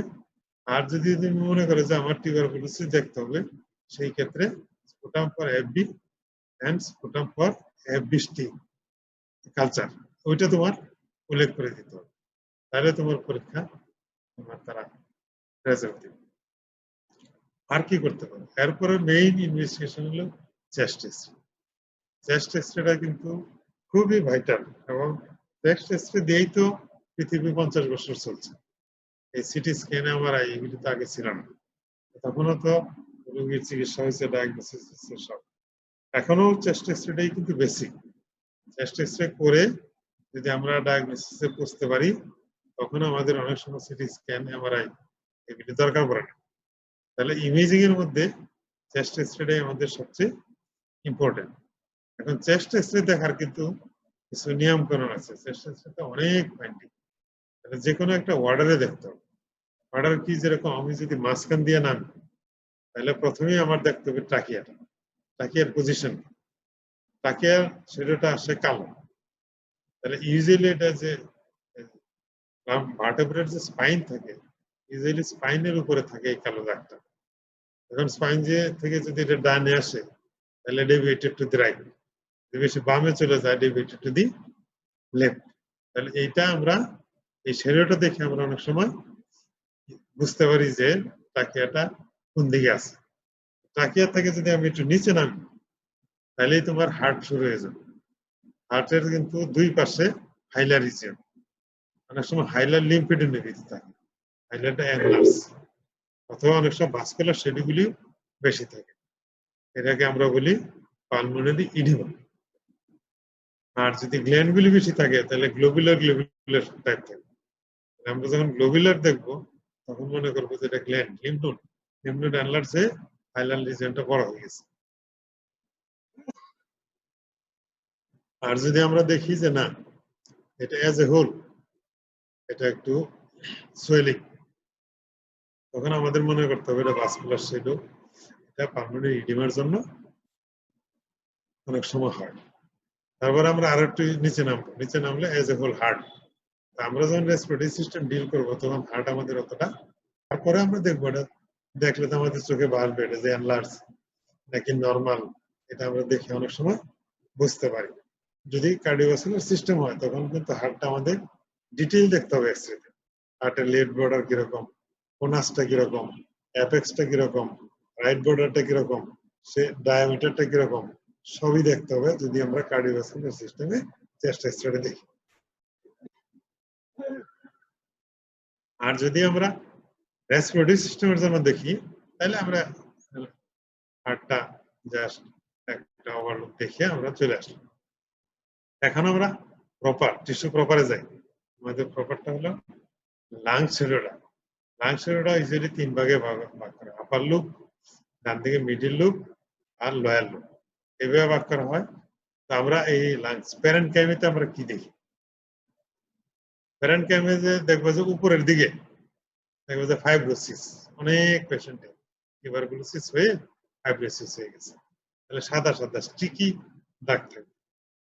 আবার দুই দিকে যদি দেখা যায় ইনক্রিজ ভাস্কুলার মার্কিং, মাইট্রাল স্টেনোসিসে অনেক সময় থাকে। অথবা যদি দেখা যায় কোনো জায়গায় সাদা হয়ে আছে, এটা হলো তোমার কনসোলিডেশন। কনসোলিডেশন থাকলে আর একটু ভালো করে দেখবা যে অনেক সময় ক্যাভিটি থাকে। ক্যাভিটি যখন থাকবে তখন একটা ফ্লুইড লেভেল থাকবে, তাহলে তোমার কনসোলিডেশন। আবার অনেক সময় দেখা যায় যে তোমার প্যাচি অপাসিটি, এটাও টিউবারকুলোসিস, এটাও বাইল্যাটারাল হতে পারে। আবার দেখবে যে কোনো পুরা লাংস মানে সাদা সাদা হয়ে গেছে, এটাকে আমরা বলি এআরডিএস। এখন তাহলে লাংস থেকে যদি তুমি একটু বের হও, আবার এখানেই কিন্তু রিবগুলিও কিন্তু দেখা যায়, রিবে যদি কোনো ইরেশন থাকে, রিবে যদি কনজেস্টেড থাকে, এগুলিও কিন্তু তোমার চোখে পড়বে। বেস থেকে যদি তুমি আর একটু বাইরে যাও, এটা হলো প্লোরা। প্লোরাতে দুইটা ফাইন্ডিং থাকবে, একটা হলো ইভিশন। ইভিশন তাহলে তার একটা লেভেল থাকে, ফ্লুইড লেভেল থাকে, এটা ইভিশন হইতে পারে, এম্পাইমা হতে পারে। তো এম্পাইমা বেশিরভাগ ক্ষেত্রে কমপ্লিকেশন, তো এটার সাথে অ্যাডেশন থাকে, আর ইভিশনের সাথে ইউজুয়ালি অ্যাডেশন থাকে। তাহলে তোমার এম্পাইমা যখন দেখবে তখন উপরের দিকে হয়তো জিগজ্যাগ লাইন থাকতে পারে, নাও থাকতে পারে, আগে হলে নাও থাকতে পারে। আর কি, অথবা তুমি এয়ার দেখতে পারো। এয়ার যদি হয় তাহলে এটা হলো নিউমোথরাক্স, সেই ক্ষেত্রে এয়ারের প্রেসারে লাংসটা কিন্তু কোলাপস হয়ে যায়। ফ্লুইডের প্রেসারেও হয়, যদি ম্যাসিভ প্লোরাল ইফিউশন হয় অথবা ম্যাসিভ নিউমোথরাক্স, দুটাতেই কিন্তু লাংসটা তোমার কোলাপস করে যাবে। কোলাপস লাংয়েরও কিন্তু মার্জিন থাকে, সেটাও তোমার দেখতে হবে। আরেকটা ফাইন্ডিং হয় তোমার, আমরা বলি interstitial lung disease. Interstitial lung disease sticky opacity থাকে। আর এখন তো তোমার বায়োল্যাটারাল যদি কোনো ইডিমা থাকে, তাহলে তো এখন নতুন কোভিড শুরু হয়ে গেছে, যে ভাইরাল ইনফেকশন, করোনা ভাইরাস ইনফেকশনেও কিন্তু বায়োল্যাটারাল পালমোনারি ইডিমা হয়। তাহলে এটা স্টিকি হইতে পারে, এটা প্যাচি হইতে পারে, এটা তোমার দেখে বুঝতে হবে। এরপরও যদি তোমার আশপাশের টিস্যুটাও দেখতে হয়, টিস্যুতে অনেক সময় সার্জিক্যাল এমফাইসেমা থাকে, সেটাও কিন্তু আমরা এক্সরেতে বুঝতে পারি। তাহলে দেখো এক্সরেতে কিন্তু অনেক সমস্যা। এছাড়াও তুমি স্পেশাল কিছু ফাইন্ডিংস পাবে, যেরকম নডিউল একটা থাকে, মাল্টিপল থাকতে পারে। একটা যদি থাকে তাহলে এটা রিউমেটিক নডিউল হতে পারে অনেক সময়। আবার যদি একের অধিক থাকে মাল্টিপল, সেটা হলো সেকেন্ডারিস হতে পারে। অনেক সময় তোমার ভোলা থাকে। এগুলি স্পেশাল ফাইন্ডিংস, নর্মালগুলি আগে দেখার পরে এইগুলি দেখতে হবে। ভোলা থাকে অনেক সময়, এটা সিঙ্গেল বেশিরভাগ থাকে, মাল্টিপল থাকতে পারে। তাহলে দেখো অনেক সময় রেটিকুলার শ্যাডো আছে, নডুলার শ্যাডো আছে, সেটাও থাকতে পারে। রেটিকুলার নডুলার শ্যাডো এটি ইউজুয়ালি ম্যালিগন্যান্সিতে তোমার দেখা যায়। অনেক সময় কানেকটিভ টিস্যু ডিজিজেও এই ফাইন্ডিংস গুলি আসতে পারে। তাহলে দেখো তোমার চেস্ট এক্সরেতে অনেক ফাইন্ডিংস, এবং এই জন্য চেস্ট এক্সরে ইম্পর্টেন্ট। পরীক্ষাতে এই জন্য চেস্ট এক্সরেতে অনেক ডিজিজের তোমার ইভালুয়েশন। এটা ইমেজিং এর মধ্যে আরেকটা আছে তোমার আলট্রাসোনোগ্রাম। আলট্রাসোনোগ্রাম আগে চেস্ট করা হতো না, তো এখন হয়। এখন আলট্রাসোনোগ্রামের পরিধি আস্তে আস্তে বাড়তেছে, চেস্টে আলট্রাসোনোগ্রাম হয়। ইউজুয়ালি আমরা যখন প্লুরাল ইভিশনে যদি কোনো সময় কনফিউশন থাকে অথবা অল্প প্লুরাল ইভিশন থাকে, ডায়াগনোসিস করতে আমাদের অনেক সময় হিমশিম খেতে হয়। সেই ক্ষেত্রে আমরা আগে ডেকিউবিটাস ভিউ করতাম। ডেকিউবিটাস ভিউ করলে কি লাভ, যে পেশেন্টকে শোয়া এক্সরে করলে যদি এটা পানি হয় তাহলে এটা গ্র্যাভিটেশনাল ফোর্সে স্প্রেড করবে, তাহলে প্লুরাল ইভিশন কনফার্ম। আর ইদানিং এটা আলট্রাসোনোগ্রাম দিয়েই করা যায়, প্লুরাল ইভিশন এটা পানি নাকি তোমার এটা আলট্রাসোনোগ্রাম বোঝা যায়। সেই জন্য ডেকিউবিটাস ভিউতে এক্সরে করার চেয়ে আলট্রাসোনোগ্রাম ইজি। এবং আলট্রাসোনোগ্রামের আরেকটা ভূমিকা আছে, যে আলট্রাসোনোগ্রাম করে অনেক সময় এফএনসিতে আমি পরে আসবো, আলট্রাসোনো গাইডেড এফএনসি। তাহলে এখন চেস্ট রেসপিরেটরি সিস্টেমে আলট্রাসোনোগ্রামও একটা ইনভেস্টিগেটিভ মেথড। এরপরে আসলে তোমার সিটি। যদি আমরা আলট্রাসোনোগ্রাম চেস্ট এক্সরেতে আমরা কনক্লুশনে পৌঁছতে পারি, সেই ক্ষেত্রে কিন্তু আমাদের সিটি স্ক্যানের কেমন একটা দরকার পড়ে না। তারপরেও অনেক সময় আমাদের সিটি লাগে, যেরকম টিউমার, এটা কি মানে বেটার ডেলিনিয়েশনের জন্য, বেটার রেজলিউশনের জন্য আমাদের অনেক সময় সিটির হেল্প নিতে হবে। হাই রেজলিউশন সিটি স্ক্যান বলে, এটাতে আমরা অনেক ইনফরমেশন ক্লিয়ার ভাবে পাইতে পারি। সিটি, এমআরআই এবং চেস্ট এক্সরে এগুলি কিন্তু একই version, different resolution. Chest X ray থেকে 10 টাইমস হলো তোমার সিটি থেকে 10 টাইমস হলো তোমার এমআরআই। অনেক বেশি ছোট ছোট লিশন যদি থাকে, সেগুলি বিষয়ে আমরা ডিসিশন নিতে পারি অতি সহজে। এই জন্য যখন আমরা এক্সরেতে সমস্যা করি, সিটি স্ক্যান করি, সিটিতে সমস্যা হলে এমআরআই করি। আরেকটা ইনভেস্টিগেশনে প্যাট স্ক্যান খুব কস্টলি, প্রায় অ্যাবাউট 50,000 টাকা কস্ট। এই টেস্টটা আমাদের অনেক সময় দরকার হয়। অন্য কোনো জায়গায় ম্যালিগন্যান্সি থাকলে, মানে সার্ভে চেস্টে কোনো ডিপোজিট আছে কিনা সেটা দেখার জন্য আমরা অনেক সময় প্যাট স্ক্যান করি। তাহলে এইগুলি হলো সব ইমেজিং। আর কি করতে পারি, এন্ডোস্কোপি। এন্ডোস্কোপি হলো প্রথমে যদি আমরা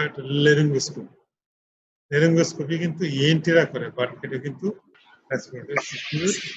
এক্সামিনেশন, এটা আমাদের খেয়াল রাখতে হবে। কেমনে, আমাদের তো ওরো নেজো ফেরিংস এর পর থেকেই তো তোমার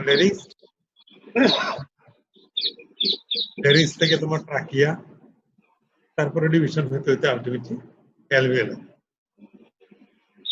আমি যদি ট্র্যাকটা দেখতে চাই, ভোগাল কর্ড নিচে, এই সমস্ত জিনিসগুলি লেরিঙ্গোস্কোপি দেখা যায়। ভোগাল কর্ড দেখার জন্য আমরা কোনো সময় ব্রঙ্কোস্কোপি করি না, এগুলি যদি আমরা তোমার লেরিঙ্গোস্কোপ যদি ইএনটিরা করে এবং ডাক্তাররা করে বেশিরভাগ ক্ষেত্রে, রেডিওলজিস্ট না, তারপরেও এটা কিন্তু আমাদের রেসপিরেটরি সিস্টেমের একটা এক্সামিনেশন। এটা ইউজুয়ালি আমরা অনেক সময় এটাকে ধরি না, কিন্তু এটা ধরতে হবে। এরপরে যদি একটু ভিতরে যেতে চাই, যেটা হলো ব্রঙ্কোস্কোপি। ব্রঙ্কোস্কোপিতে কিন্তু আপ টু অ্যালভেলাই পর্যন্ত আমরা লুক করতে পারি।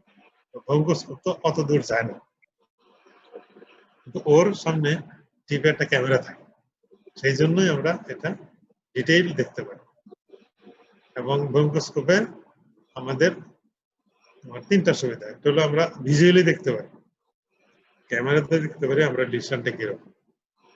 আর একটা হলো যে আমরা সাইড দিয়ে পানি পুশ করে আবার এটা ড্র করে নিতে, একটা বল ব্রঙ্কোঅ্যালভিওলার লামিজ, ওইখানে আমরা ক্যান্সার সেল দেখতে পারি, পালমোনারি টিবির জারো আছে কিনা দেখতে পারি, ফাঙ্গাস আছে কিনা দেখতে পারি।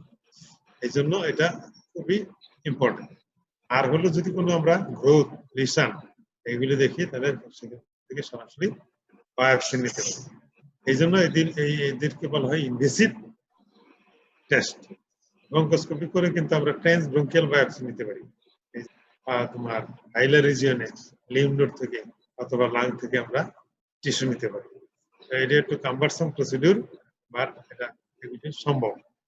আর পেরিফেরিলিতে আমরা বলছি আলট্রাসাউন্ড করে আমরা এফএনসি করতে, সিটি গাইডেড এফএনসি কিন্তু করা যায়। তাহলে আমরা বাহির এবং ভিতর থেকে ফুল ইভালুয়েশন করতে পারি। আর কি করতে পারি আমরা ব্রঙ্কোস্কোপি করার পরেও দেখো আরো কিছু ভেন্টিলেশন পারফিউশন রেশিও, এটা একটা আছে, এটা আমরা অনেক সময় দেখতে পারি। আর হলো যে আমরা ভেন্টিলেশনটা আমাদের কিরকম, এটা আমরা দেখতে পারি। এটা দুই ভাবে আমরা দেখি, একটা হলো force expiratory volume in 1 second, এটা ইউজুয়ালি আমরা স্পাইরোমেট্রিতে দেখি। স্পাইরোমেট্রিতে এই পুরা পিকচারটা তোমার দিয়ে দিবে। এছাড়াও কিন্তু আমরা ব্লাড গ্যাস অ্যানালাইসিস করি, ব্লাড গ্যাস অ্যানালাইসিস করলে আমরা ভেন্টিলেশন পারফিউশন সম্বন্ধে একটু আইডিয়া পাই। এছাড়াও কিন্তু আমরা অনেক সময় যে পালস অক্সিমিটার কত পার্সেন্ট তার অক্সিজেনেশন, এটা কিন্তু আমাদের একটা আইডিয়া, এটাও কিন্তু আমাদের জন্য হেল্পফুল। এটাও আমাদের রেসপিরেটরি সিস্টেমের এক্সামিনেশন হিসাবে এটাকে নিতে হবে। তাহলে এরপরেও আমাদের আরো ইনভেস্টিগেশন আছে, যেরকম তোমার প্লুরাল বায়োপসি এবং প্লুরাল ফ্লুইড অ্যাসপিরেশন। এই দুইটা আমরা ইজিলি বাহির থেকে করি এবং দুইটি ফ্রম দি ব্যাক অথবা সাইড থেকে করি। ইউজুয়ালি প্লুরাল ইফিউশন ড্র করি আমরা, এটা তোমার অ্যানেস্থেটিক কিছু দরকার পড়ে না, এমনি ড্র করা যায়। আবার অনেকে লোকাল দিয়েও করতে পারে। বায়োপসি যখন নেই আমরা প্লুরাল, তখন আবার একটু লোকাল দিয়ে নিতে হবে। তবে একটা জিনিস খেয়াল রাখতে হবে যে প্লুরাল ইফিউশন থাকলেই প্লুরাল বায়োপসি নেওয়া সম্ভব, আর প্লুরাল ইফিউশন না থাকলে কিন্তু এটা সম্ভব না। প্লুরাল ইফিউশনে যেহেতু দুইটা স্পেস ভিসেরাল এবং প্যারাটাইড ফ্লোরাটা আলাদা হয়ে যাবে বাই ফ্লুইড, আমরা কিন্তু বায়োপসি নেওয়ার সময় প্যারাটাইড ফ্লোরা নেই, not visceral Flora. Visceral Flora নিলে তো তার নিউমোথরাক্স হয়ে যাবে। এই জন্য প্লুরাল ইফিউশন থাকলে তখন এটা বায়োপসিটা নেওয়া যায়। তাহলে এইগুলি হলো আমাদের মোটামুটি লাংসের ইনভেস্টিগেশন। এবার আসো তোমার ডিজিজ। অনেক ডিজিজ এবং এগুলি আমরা ক্লিনিক্যালি কিছু ডিসকাস করে দেবো, বাকি তোমাদের ডিটেইল করে নিতে হবে। ডিজিজ গুলি আমি আগেই বলছি যে আমাদের ক্লিনিক্যালি আমরা যারা ক্লিনিশিয়ান, আমরা সব সময় কিন্তু সেগ্রিগেশনের পক্ষে থাকি, কিভাবে একটা অসুখ থেকে আরেকটা অসুখ আলাদা করা যায়, এই ধান্দাই কিন্তু আমরা সবসময় থাকি। আমাদের চিকিৎসা দিতে গেলে আমাদের একটা ডিজিজ ডায়াগনোসিস করতে হবে। ডিজিজটা ডায়াগনোসিস করলে মনে করো তোমার টিউবারকুলোসিস চিকিৎসা একরকম, ব্রঙ্কিয়াল কার্সিনোমার চিকিৎসা একরকম, তারপরে নিউমোনিয়ার চিকিৎসা একরকম। তাহলে চিকিৎসাটা তো তোমার সেট করা আছে, বইয়ে লেখা আছে, ফার্মাকোলজিতে অনেক রিসার্চ করে তারা চিকিৎসাটা বের করে রাখছে। নিউমোনিয়া হলে এই চিকিৎসা, টিউবারকুলোসিস হলে এই চিকিৎসা। তাহলে তোমার দরকার হলো যে এটা কি নিউমোনিয়া না টিউবারকুলোসিস, এইটা তোমার ডায়াগনোসিস করতে হবে। তাহলে ডায়াগনোসিসটাই তোমার মেইন। এই জন্য তোমার ডায়াগনোসিসের উপর আমাদের জোর। এই জন্য আমরা সবসময় চেষ্টায় থাকি যে কিভাবে রোগগুলিকে আইসোলেট করা যায়, কিভাবে রোগগুলিকে ডায়াগনোসিস করা যায়, তাইলেই তোমার আমরা চিকিৎসা দিতে পারবো।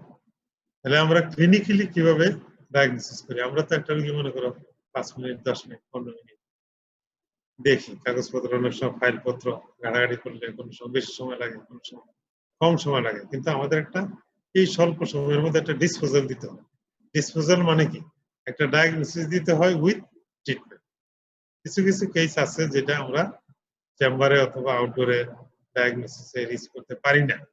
সেই ক্ষেত্রে আমরা অনেক সময় ফার্দার ইনভেস্টিগেশনের হেল্প নেই অথবা রোগীটাকে আমরা অ্যাডমিশন নিই, যে আমরা মনে করি যে এটাকে কয়েকদিন সেভারাল টাইমস বারে বারে দেখতে হবে যে to reach the diagnosis, otherwise তাকে চিকিৎসা দেওয়া যাচ্ছে না, অথবা আরো গভীর ইনভেস্টিগেশন করতে হবে ডিটেইল ডায়াগনোসিস করার জন্য, চিকিৎসা দেওয়ার জন্য। সেই ক্ষেত্রে আমরা অনেক সময় অ্যাডমিশন দিই। তাহলে অ্যাডমিশন আমরা ডায়াগনস্টিক্যালি দেই, থেরাপিউটিক্যালি দেই। রোগীটার চিকিৎসা বাহির দিয়ে দেওয়া সম্ভব না, ইনজেকশন দিতে হবে অনেক, পরীক্ষা নিরীক্ষা আছে অনেক, সিদ্ধান্তের ব্যাপার আছে। সেই সমস্ত রোগীগুলিকে আমরা অ্যাডমিশন দিই।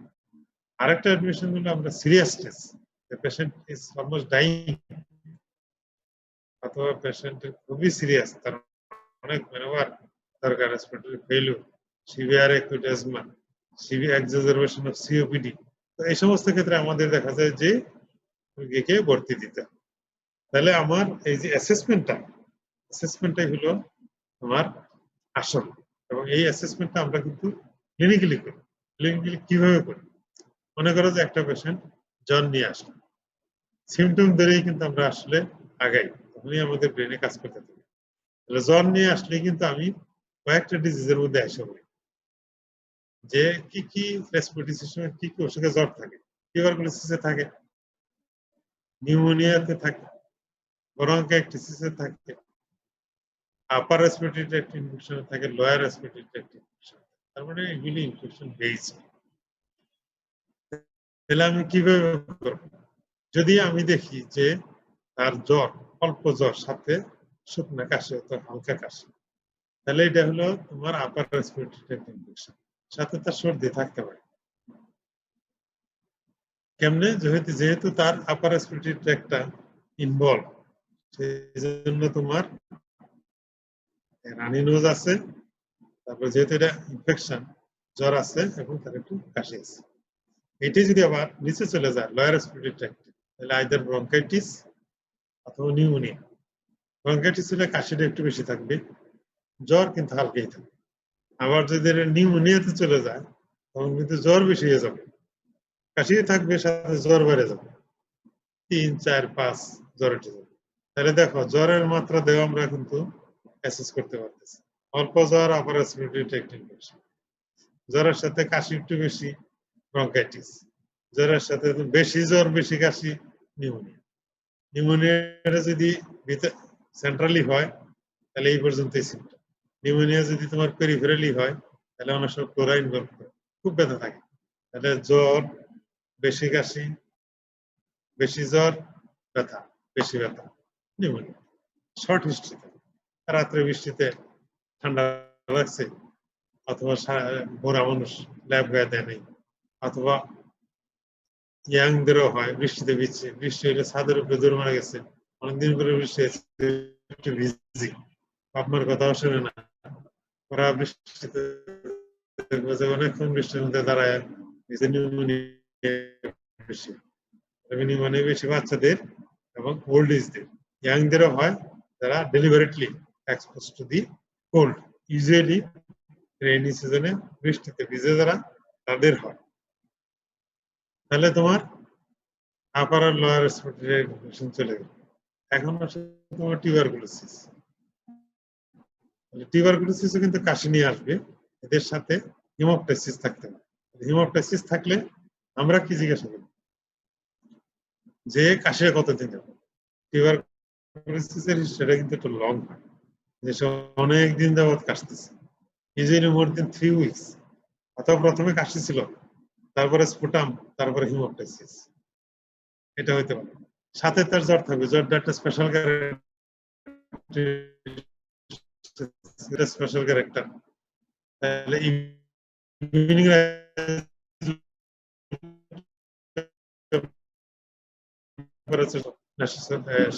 কাশি, এটা একটা সন্দেহ করি, তাতে তার স্বাস্থ্য লস অফ ওয়েট, তখন আমরা চিন্তা করি যে তার টিউবারকুলোসিস হইতে পারে, তখন আমরা কিছু ক্লিনিক্যাল ডায়াগনোসিস আছে, এটা টিবি হবে, তারপরেও আমাদের ইনভেস্টিগেশন করতে হবে। কেন? এই চিকিৎসাটা কিন্তু 6 মাসের, তাহলে একটা লোক 6 মাস ওষুধ খাবে, ডায়াগনোসিসটা যদি কনফার্ম না করে চিকিৎসাটা দিয়ে দেয়, তাহলে অনেক সময় ডায়াগনোসিস তো মেবি এটা যদি না হয়, সেই ক্ষেত্রে দেখা যাবে যে তোমার নিজেরও একটা অনুশোচনা বোধ আসবে, রোগীও তো অতদিন করে ওষুধ খেলো, তারপর ওষুধগুলির তো কমপ্লিকেশন আছে। এই জন্য আমরা টিবি সাসপেক্ট করলে ওই দিনই আমরা ওষুধ দিয়ে দিই না, আমরা কয়েকটা ইনভেস্টিগেশন করি। একটা হলো সিবিসি, এখানে এনিমিয়া থাকতে পারে, আর ইএসআরটা রেস্ট থাকতে পারে। স্পুটাম ফর, এই যে এখানে বলে দিচ্ছিলাম আগে, এখানে উল্লেখ করে দিতে হবে sputum for AB and culture for AB. এখানে অনেক সময় আমরা করতে পারি, এই রেসপিরেটরি টেস্ট আমাদের রেসপিরেটরি সিস্টেমের সিস্টেমে হয়, এটা একটা টেস্ট। এই টিউবারকুলোসিসের জন্য আমরা জিন এক্সপার্ট করতে পারি। আর কি করব? আমরা একটা চেস্ট এক্সরে করব। চেস্ট এক্সরেতে ক্যারেক্টারিস্টিক প্যাচি অপেসিটি থাকে, মেবি ইউনিল্যাটারাল, মেবি বায়োল্যাটারাল, অনেক সময় অ্যাসোসিয়েটেড ফাইব্রোসিস থাকে। ইনিশিয়াল স্টেজে যদি ফাইব্রোসিস না থাকে, তাহলে অনেক সময় ইফিশিয়েন্ট থাকে। তাহলে এক্সরেতে আমরা ফেভারে অনেক কিছু পেয়ে যাব। আরেকটা হলো আমরা টিউবারকুলিন টেস্ট করি, তাহলে CBC, sputum, X ray, tuberculin test, এগুলি দিয়ে আমরা বলি যে তুমি 3 দিন পরে আসো।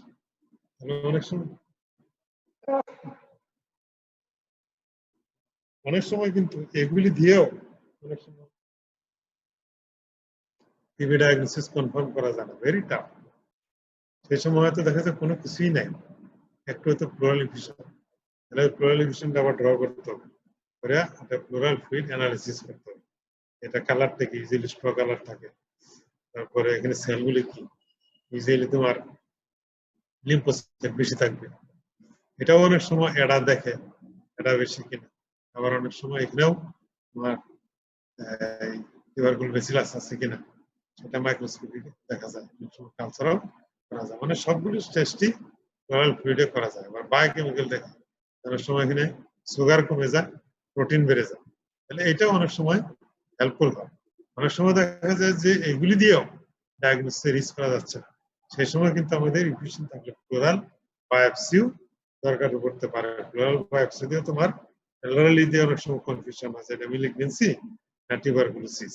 তো প্লুরাল বায়োপসি অনেক সময় 80% ডিলিনিয়েশন দেয়, এটা গ্রানুলোমা, টিউবারকুলোসিস, আর যদি মিলিগনেন্ট সেল আসে তাহলে মিলিগনেন্সি। তাহলে এইভাবে আমরা টিউবারকুলোসিস ডায়াগনোসিস করি। এরপরে আসো তোমার কনসোলিডেশন। কনসোলিডেশনটা ইজিলি নিউমোনিয়ার মধ্যে পড়ে, এটা অনেক সময় কনসোলিডেশন থাকে, আমরা যদি চিকিৎসা দিই 7 দিনের অ্যান্টিবায়োটিক দিলে রিজলিউশন হয়ে যায়। এটা চিকিৎসা কিন্তু অত কঠিন না, আর সমস্যা হলো যদি চিকিৎসা না করে দেরিতে আসে, এটা যদি অ্যাবসেস হয়ে যায় তাহলে কিন্তু সমস্যা। তখন দেখা যায় যে আমরা 2টা অ্যান্টিবায়োটিক দিই, এর সাথে মেট্রোনিডাজোল অ্যাড করে দিই, মেট্রোনিডাজোল বেশি খেতে পারে না, বমি হয়, অ্যানোরেক্সিয়া হয়, রুচি আসে, পেশেন্ট কিন্তু বেশি খেতে চায় না। এই জন্য আমরা 10 দিন মেট্রোনিডাজোল দেই টিডিএস করে, আর ওই সিপ্রোফ্লক্সাসিনটা আমরা 1.5 মাস চালু রাখি।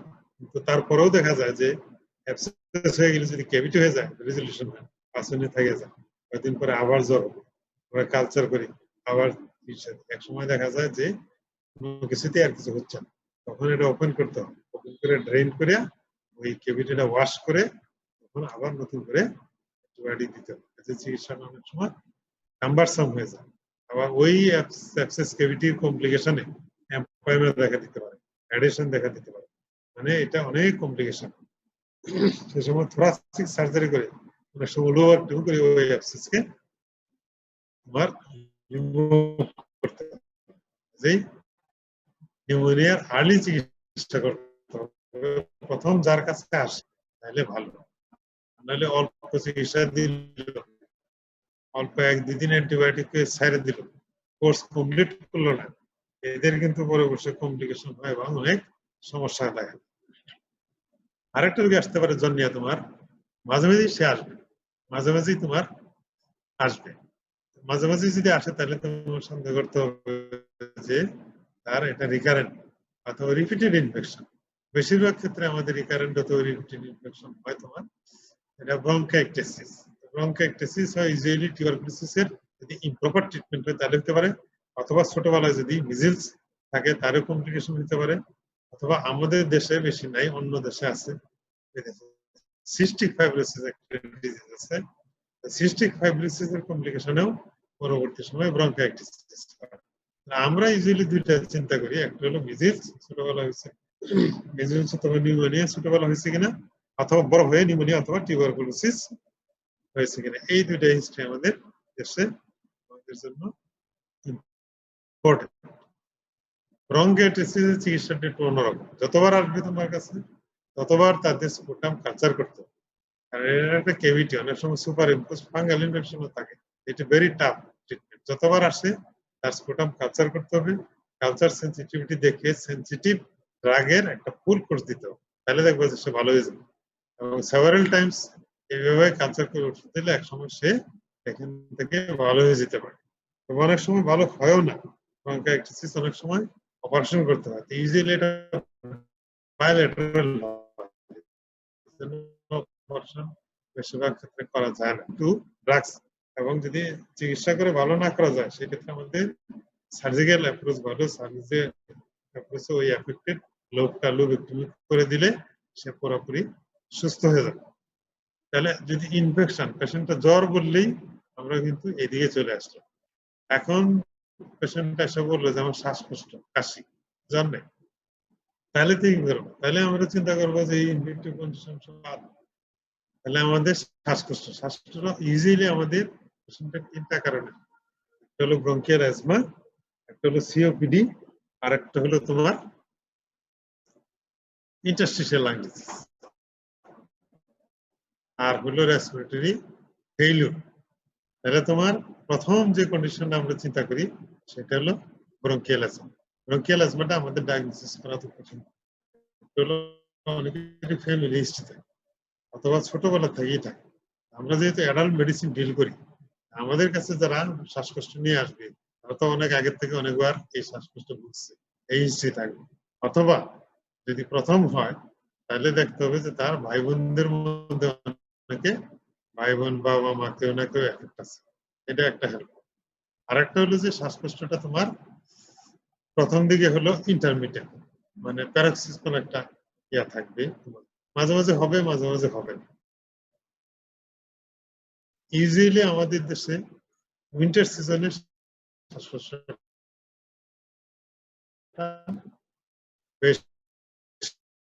শীতে সুইটিং, সুইটিং হলে মনে করো একটা লোক কাজে গেল, কর্মক্ষেত্রে আছে, তখন গাম, তখন তার কাপড় চোপড় চেঞ্জ করা সম্ভব না, ছেলেদের পক্ষে সম্ভব না, মেয়েদের পক্ষে সম্ভব। ছেলেদের মনে করো গেঞ্জি, মেয়েদের ব্লাউজ, ভিজা, মানে এই ভিজা অবস্থা তার আধা ঘন্টা 1 ঘন্টা বাসায় গিয়ে হয়তো চেঞ্জ করে, তার আগে হয়তো 1-2 ঘন্টা সে ওই ভিজা কাপড়েই সে চলাফেরা করছে। এই ভিজা কাপড়টা যখন তার গায়েব হবে তখন কিন্তু বডি টেম্পারেচার ফল করে, বডি টেম্পারেচার ফল করার কারণে ওই ঠান্ডায় তার এফেক্ট হয়ে যায়। এই জন্য গরমের দিনেও অতিরিক্ত গরমে ঘামে দেখা যায় শ্বাসকষ্ট শুরু হয়ে গেছে। আবার যারা বৃষ্টিতে ভিজে এদেরও কিন্তু কোল্ড অ্যালার্জি আছে, তাদেরও কিন্তু শ্বাসকষ্ট শুরু হতে পারে। তাহলে আমরা প্রিডিসপোজিং ফ্যাক্টরটা দেখব যে তার ফ্যামিলি হিস্ট্রি আছে কিনা, ছোটবেলা হয়েছে কিনা, প্রিডিসপোজিং হিস্ট্রি আছে। এটা জানলেই তো আমাদের সোজা হয়ে যায় এটা ব্রঙ্কিয়াল অ্যাজমা হইতে পারে। তখন আমরা দেখি যে এক্সামিন করে স্টেথো দিয়ে যে তার রঙ্কায় আছে কিনা। অনেক সময় পেশেন্ট এত বেশি আসে যে তার রঙ্কায় তার এমনি শোনা যায়, হুইজ বলে এটাকে। পেশেন্ট তার সামনে চেয়ারে বসে আছে, তার গলার আওয়াজ শ্বাসকষ্ট শোনা যাচ্ছে, এটা হুইজ। অনেক সময় আমরা স্টেথো দিয়ে শুনি যে তার। এরপরেও আমরা অনেক সময় ইনভেস্টিগেশন করি তার সিভিয়ারিটি দেখার জন্য, যেটা স্পাইরোমেট্রি, পোস্ট এক্সপিরেটরি কেমন আছে সিভিয়ারিটিটা দেখার জন্য অনেক সময় চেষ্টা করি। কারণ হলো অনেক সময় কাছতে কাছতে কাছতে কাছতে অনেকের সাথে নিউমোথোরাক্স ডেভেলপ করে যায়। এই জন্য আমরা অনেক সময় একটা চেষ্টা করি অথবা স্পাইরোমেট্রি করি। পরে আমরা যেহেতু বেশিরভাগ ক্ষেত্রে এখানে ড্রাই কোট থাকে সেজন্য আমাদের স্পোটাম থাকে না, সেজন্য আমাদের স্পোটাম করার টেস্ট করার কোনো সুযোগ থাকে না। এই দুইটা টেস্ট করে আমরা ব্রঙ্কিয়াল অ্যাজমা ডায়াগনোসিস করে তার সিভিয়ারিটি অনুযায়ী আমরা চিকিৎসা দিই। আমরা ইউজুয়ালি প্রথমে ট্যাবলেট দিই, যদিও আইডিয়ালি ইনহেলার হলো তোমার আসলে চিকিৎসা, কিন্তু আমাদের দেশের রোগীরা ইনহেলার দিলে মনে করে যে তার ওষুধের শেষ স্টেজে সে এসে উঠছে, ইনহেলার নিতে চায় না, প্রথমে সেটা অভ্যাস করে দেওয়া যায় ভালো, না কনভিন্স করতে পারলে আমরা আসলে ওষুধ দিই, ব্রঙ্কোডাইলেটর দেব। ব্রঙ্কোডাইলেটর দিলে কমে, অনেক সময় দেখা যায় যে তার ক্রনিক হিস্ট্রি আছে, সেই ক্ষেত্রে আমরা মন্টিলোকার দিই।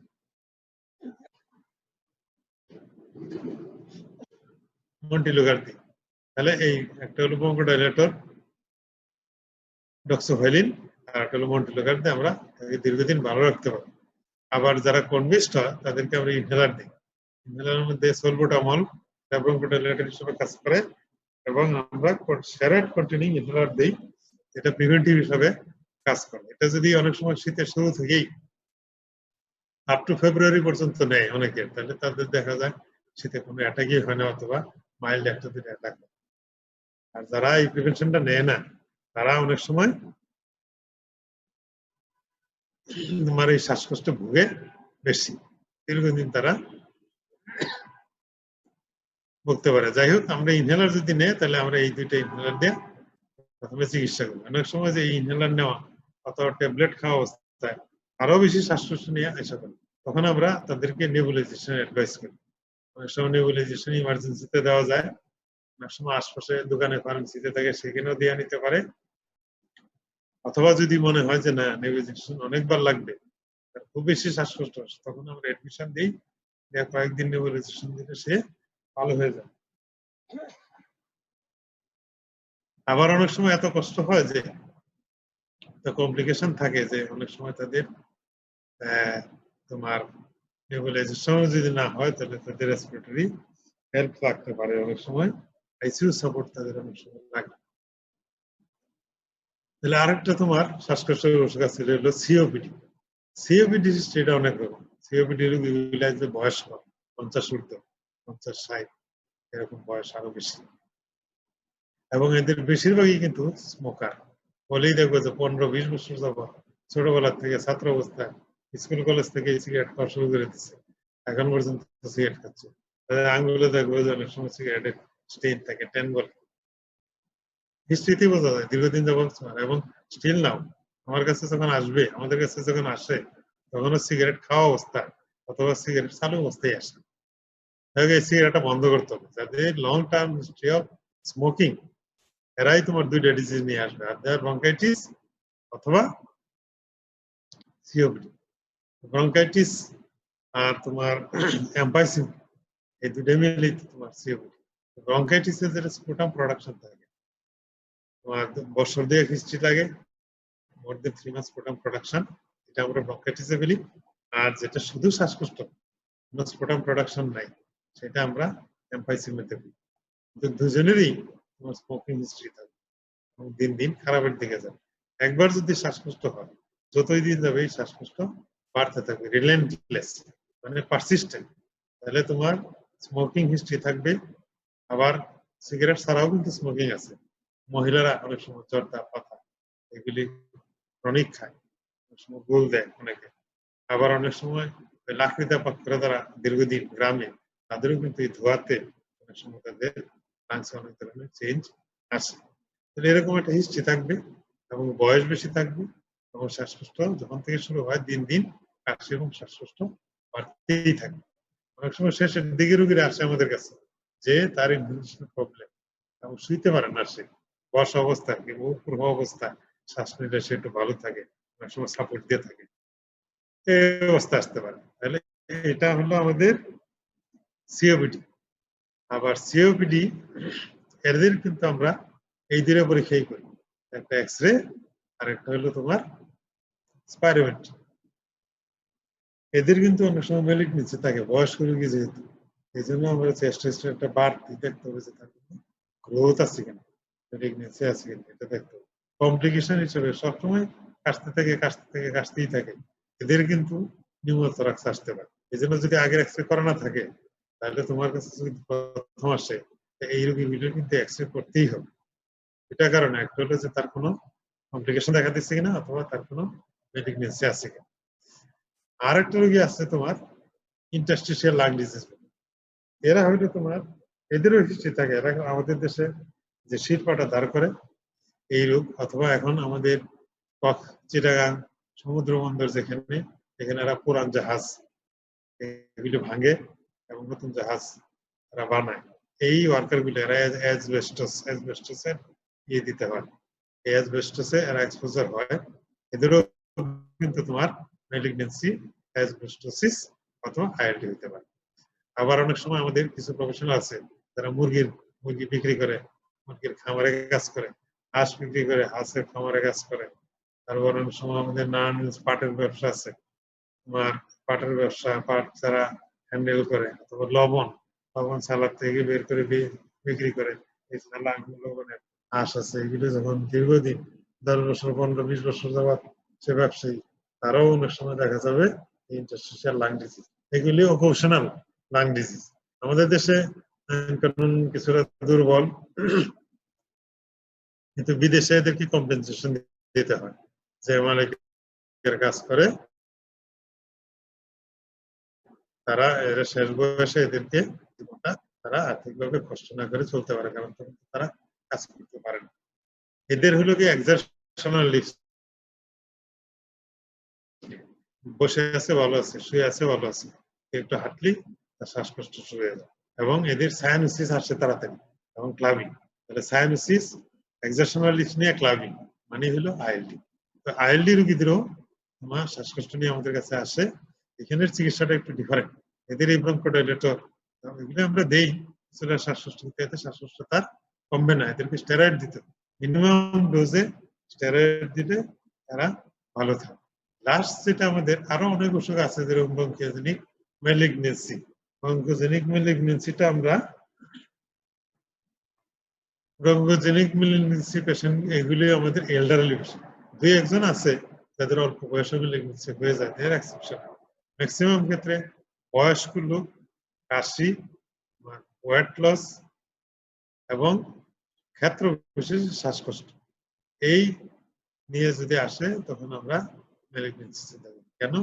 আমরা দেখি যে তারা এক্সামিন করতে গেলে দেখি তার অ্যানিমিয়া, এক্সামিন করতে গেলে দেখি তার ক্লাবিং, এক্সামিন করতে গেলে দেখি তার ওয়েট লস হয়ে গেছে, অনেক 15-20 কেজি ওয়েট লস হয়ে গেছে। হিস্ট্রি নিলে দেখি আমরা তার খাওয়ার রুচি কমে গেছে। তারপরে তার স্পুটাম আছে, স্পুটামের সাথে অনেক সময় ব্লাড যায়, বুকে ব্যথা আছে, কাশলে বুকে ব্যথা পায়। এই সমস্ত সিমটম যে সমস্ত এল্ডারলি লোকের আছে, সে পুরুষ হোক মেয়ে হোক, আমরা তাদেরকে প্রাইমারি সাসপিশন হলো তার ম্যালিগন্যান্সি হইতে পারে। তখন আমরা কি করি, ওই একটা সিবিসি করি, দেখি তার ইএসআর কি অবস্থা, আমরা একটা চেস্ট এক্স করি কোনো গ্রোথ আছে কিনা। যদি দেখা যায় যে মাল্টিপল ছোট ছোট, তখন আমরা সেকেন্ডারি চিন্তা করে অনেক সময় সিটি স্ক্যান করি। তাহলে সাইন সিমটমের সাথে যদি আমাদের এই ইনভেস্টিগেশন গুলো মিলে যায়, তখন আমরা ম্যালিগন্যান্সি চিন্তা করি। ম্যালিগন্যান্সি চিন্তা করলে তার চিকিৎসা দেওয়া যাবে না, চিকিৎসা তো কেমোথেরাপি অথবা রেডিওথেরাপি অথবা সার্জারি। সেই ক্ষেত্রে আমাদের কনফার্মেশন দরকার। কনফার্মেশন করতে গেলে আমরা বাহির থেকে অনেক সময় এফএনএসি করি। এফএনএসি করলে অনেক সময় ফ্র্যাঙ্ক হলে ওই অল্প এফএনএসির মধ্যেই দেখা যায় যে ম্যালিগন্যান্ট সেল চলে আসছে। তো বেশিরভাগ ক্ষেত্রেই ম্যালিগন্যান্ট সেল আসে না, তখন আমরা বিপদে পড়ি। সেই জন্য বায়োপসি করতে হবে। বায়োপসি করলে আমাদের ব্রঙ্কোস্কোপি করে এই বায়োপসিটা করতে হবে। ব্রঙ্কোস্কোপি করলে ওই যে ব্রঙ্কিয়া অ্যালভিওলার লাভেজ, এটা নিয়ে ওখানে আমরা ম্যালিগন্যান্ট সেল দেখতে পারি। অথবা অনেক সময় দেখা যায় যে এই গ্রোথটা, এটা কি টিউবারকুলোসিস নাকি লিম্ফোমা নাকি তোমার ব্রঙ্কোজেনিক কার্সিনোমা, কনফিউশন হয়। সেই ক্ষেত্রে তোমার ওই অ্যালভিওলার লাভেজটা আমাদের হেল্পফুল হয়। আবার আমরা ওখান থেকে বায়োপসি যখন হিস্টোপ্যাথোলজি করে তখন ক্লিয়ার কাট ডায়াগনোসিস চলে আসে। কিন্তু বেশিরভাগ ক্ষেত্রে দেখা যায় যে অনেক সময় এই সিমটম নেওয়ার আগেই তার হয়তো মেটাস্টেসিস হয়ে যায়, স্মল সেল লাং কার্সিনোমা যেটা, এটাতে কোনো একটা লিশন হওয়ার আগে তার লিভারে মেটাস্টেসিস হয়ে গেছে, তার হয়তো তোমার প্যারানিউপ্লাস্টিক সিনড্রোম চলে আসছে। এই রোগীগুলিকে আসলে চিকিৎসা তেমন দেওয়া যায়, এই তো স্প্রেড করে দেয়। সেই ক্ষেত্রে তাদের অনেক সময় কেমোথেরাপি দেওয়া হয়, কিন্তু কেমোথেরাপিতে রেসপন্স তেমন একটা ভালো। কিন্তু যদি দেখা যায় যে রোগটা কোনো একটা লোকেটেড অবস্থায় আছে, কিন্তু বেশি আর অন্যান্য সেকেন্ডারি ডিপোজিট নাই, শরীরের অন্যান্য অংশতেও কোনো ম্যালিগন্যান্সির সাইন সিম্পটম নাই, সেই ক্ষেত্রে সবচেয়ে ভালো হলো তার সার্জারিতে যাওয়া। সার্জারি করে যদি লুপেক্টমি করে দেওয়া যায়